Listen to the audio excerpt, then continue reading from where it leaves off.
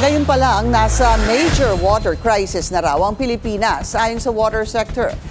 Paano pa raw kaya kung matuloy ang Pax Silica Project? Yan ang agenda report ni Ches Sulit. Nanawagan ng financial support ang water sector mula sa pamahalaan. Ayon sa Philippine Waterworks Association o PAWA, kulang pa ang infrastructure at investments ng mga water utility para tiyakin na accessible at sufficient supply ng potable water para sa mga Pilipino. Isa rin umano sa pinakamalaking hamon ang kakulangan sa pondo, lalo na para sa local water districts sa labas ng Metro Manila. Problema rin nila ang climate change at sanitation sa gitna ng matinding pagbaha. Never in the history of Angat Dam na nangyari yung 150 meters above sea level. Kung hindi siya napuno ngayon na dagdagan ng tubig, we are really in a major water crisis. So, question is, how can we provide additional water supply? Kailangan natin ng investments.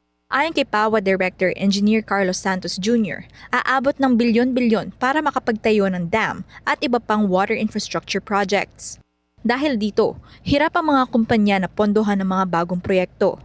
Kabilang dito ang pipe replacements para mabawasan ang water losses o tubig na sinusupply pero hindi nakakarating sa mga consumer. Nananawagan ako talaga sa ating mga leaders na sana po mabigyan po ng malalim or mataas na pagpapahalaga at pagtingin sapagkat ang tubig po ay buhay. Napakahalaga po nito para sa bawat Pilipino.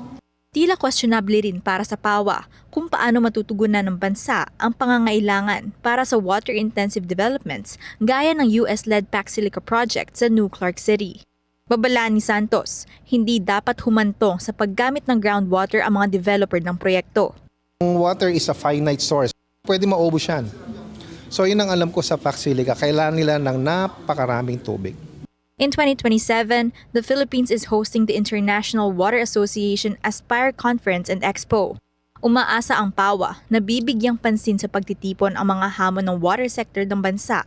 Sama-samang tatalakayin ng mga international experts ang innovative technologies and best practices para makamit ang water security, sanitation at climate resilience. Para sa agenda, Ches Sulit, Billionaire News Channel. Mag-follow sa aming mga social media accounts at mag-subscribe sa aming YouTube channel para sa pinakahuli at eksklusibong mga balita.